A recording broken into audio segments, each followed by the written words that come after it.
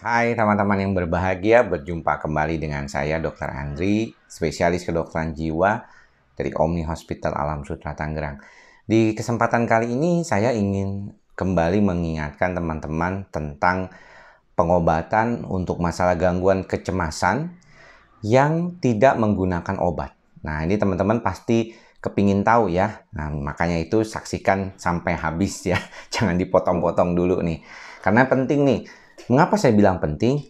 Karena paling banyak ditanyakan di komentar-komentar video YouTube saya. Ada yang bilang, kok dokter ngobatinnya pakai obat mulu sih? Kok dokter itu selalu ngomonginnya obat? Gimana sih cara yang lain selain obat? Gitu ya.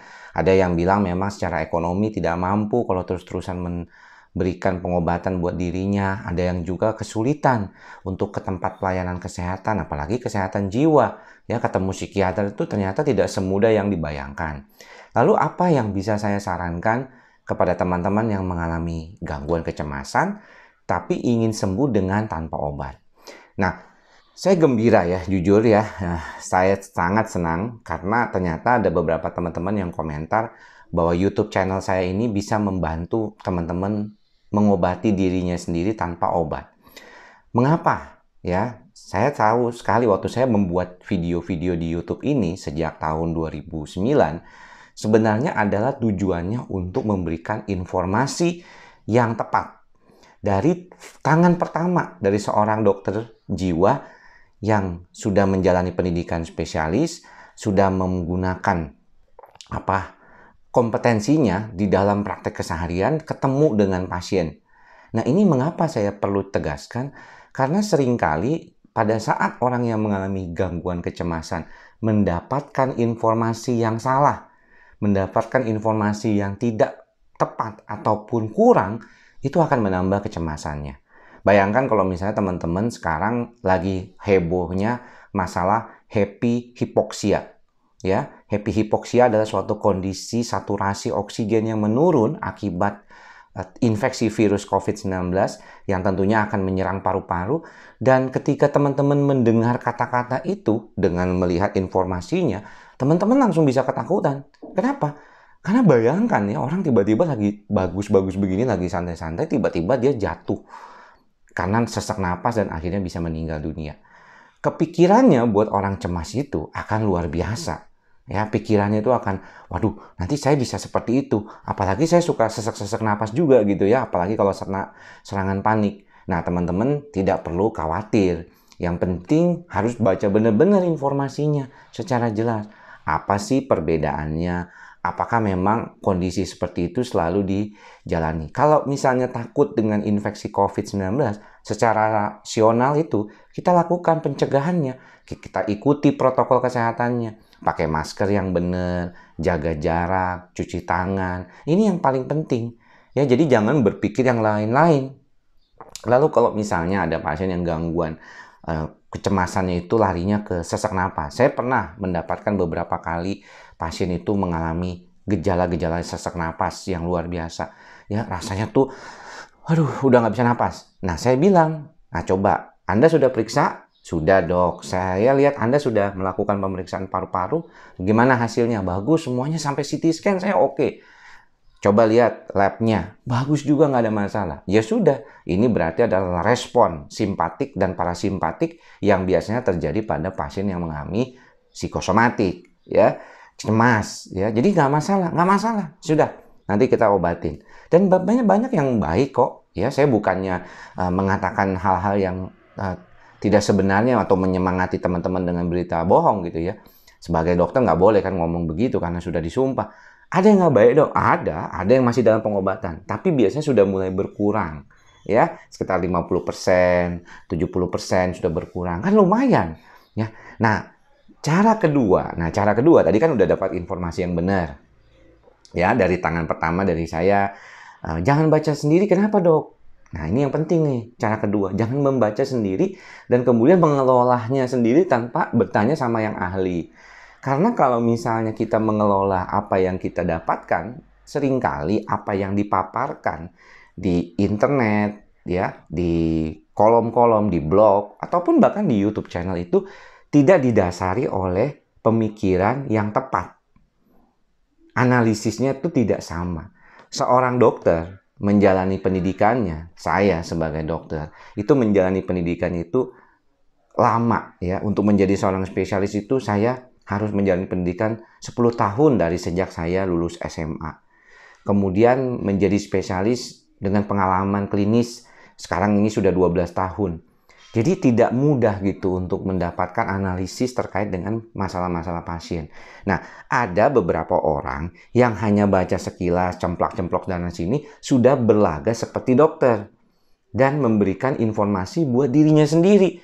Dia merasa, waduh, kayak gini nih, saya harusnya begini nih. Makanya sampai ada video atau lagu lucu-lucuan tentang bagaimana jangan suka googling tentang penyakit. Begitu. Jadi itu yang paling penting untuk dilakukan. Setelah mendapatkan informasi yang tepat, bagaimana cara menganalisis informasi ini juga penting. Itu akan meningkatkan kepercayaan diri kita. Ya, kalau pasien cemas itu, kalau dia mendapatkan informasi yang baik berkaitan dengan cemasnya, dia akan merasakan sepertinya tuh benar, ini apa yang dikatakan dokter ini benar. Kok bisa ya tahu seperti itu? Nah, empati itu memang menjadi penting. Ya, itu yang paling penting untuk diperhatikan. Jadi, buat teman-teman yang masih cemas, dapatkanlah informasi yang baik. Ya, kemudian analisislah dengan bagus dengan berbincang dengan dokter yang kompeten di bidangnya. Nah, yang ketiga selanjutnya adalah belajar untuk mencari hal-hal di dalam kehidupan kita sehari-hari yang bisa membuat kita lebih nyaman, lebih tenang. Ini yang sulit sebenarnya, teman-teman, ya. Mengapa? Karena perlu usaha.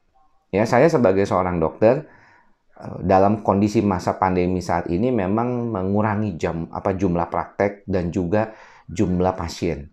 Ya, tapi tidak semuanya memahami loh. Ya, teman-teman pasien saya itu tidak semuanya memahami kalau kenapa sih dokter Andri mengurangi jumlah prakteknya ya, jumlah pasien yang diterimanya yang dulunya bisa sehari bisa 28 pasien kalau misalnya hari Sabtu, sekarang cuma 18 pasien. Bayangin ada 10 pasien yang biasanya datang kemudian tidak tertangani. Ya, bukannya saya tidak mau nanganin, tapi bagaimanapun di masa pandemi ini, saran guru-guru besar, saran dari Ikatan Dokter Indonesia kepada kami gitu ya, adalah batasilah jumlah pasien, batasilah jam waktu praktek pasien. Kenapa? Supaya kita itu punya kemampuan jarak jauh itu atau maraton ya dalam kondisi pandemi itu cukup. Karena belum tentu selesai dalam 2 tahun, 3 tahun ke depan. Nah, bayangin coba gimana caranya kita menjaga diri kita untuk tetap fit dalam masa yang panjang seperti itu. Nggak beda sama teman-teman yang mengalami gangguan kecemasan. Di dalam masa yang tidak nyaman ini, teman-teman, pasien-pasien cemas itu harus belajar bagaimana, bukan cuma dengan obat, tapi bagaimana membuat dirinya nyaman di masa yang panjang ini ke depannya. Ya, lakukanlah hal-hal yang bisa membuat teman-teman nyaman. Dan memang harus ngorbanin waktu, ngorbanin perasaan mungkin. Ya, seperti saya pengen banget membantu teman-teman. Pengen banget membantu pasien. Kalau misalnya menolak pasien itu nggak enak, bukan enak tuh rasanya. Ya, tapi saya tetap harus disiplin. Saya harus bagaimanapun tetap disiplin, nggak boleh terlalu banyak. Kenapa? Karena kita bisa saling menularkan. Ya, saya nggak tahu kan pasien-pasien yang datang ke saya itu, misalnya anggaplah mereka selalu berpasang-pasangan, ada teman yang menemani. 15 pasien berarti 30 orang yang ketemu saya. Di dalam ruangan yang sebenarnya saya udah ada ventilasi dan ada exhaust juga. Tapi kan 30 orang ini bertemu dengan banyak orang. Udah begitu semua rata-rata juga nggak semuanya pakai masker dengan benar. Makanya saya seringkali dalam wawancara sibuk, Pak, tolong maskernya diperbaiki. Ya, hidungnya jangan sampai nggak ketutup. Itu tujuannya untuk apa? Untuk membuat kita sama-sama aman. Dia juga aman, tidak ketularan dari semuanya. Karena itu kebiasaannya, pola perilaku. Kalau udah salah sekali, kadang-kadang terus-terusan salah kan. Juga kita membuat kita untuk tetap sehat. Itulah mengapa juga teman-teman cemas juga perlu tuh mencari cara bagaimana ya supaya saya ini bisa membantu diri saya tidak terlalu cemas. Nah, tadi juga banyak pertanyaan-pertanyaan ya, biasanya pasien suka WA gitu ya, menanyakan, "Dok, ini kenapa begini, kenapa begitu?" Sebenarnya kalau pengobatan, obat yang saya berikan itu kebanyakan dosisnya tuh relatif tidak besar. Ya, standar karena memang demikianlah untuk pasien-pasien psikosomatik apalagi untuk lambung. Tetapi daya efek sampingnya kelihatannya gede banget buat pasien. Karena pasiennya sangat sensitif. Ya, nggak boleh ada sedikit masalah terkait dengan tubuhnya, fisiknya, dia langsung berasa nggak enak. Pada saat saya ngobrol sama temen ini, kebetulan saya punya tangan ini kemarin agak ketindian. Ya maklum udah usia di atas 40 tahunan, kalau kita ketindian sedikit salah bantal istilahnya itu rasanya nggak enak. Tapi kan saya tidak mencoba untuk mengatakan itu terus-terusan atau merasakan terus, aduh kenapa ya begini sakit ya gitu. Ya udah, jalanin aja gitu.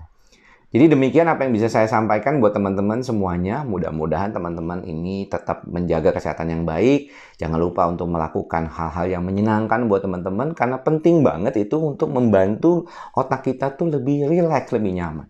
Ya, saya merasakan jauh lebih rileks gitu ya dalam berpraktek di masa ini. Karena pasiennya nggak banyak, saya tiap hari ya cuma 15. Dan kemudian ada tambahan lah 6 orang sekarang untuk konsultasi online. Karena pada dasarnya, jujur sebagai seorang dokter, saya lebih suka melihat pasien langsung. Ya, saya dilatih seperti itu gitu ya. Jadi itulah saya seorang klinisi ya.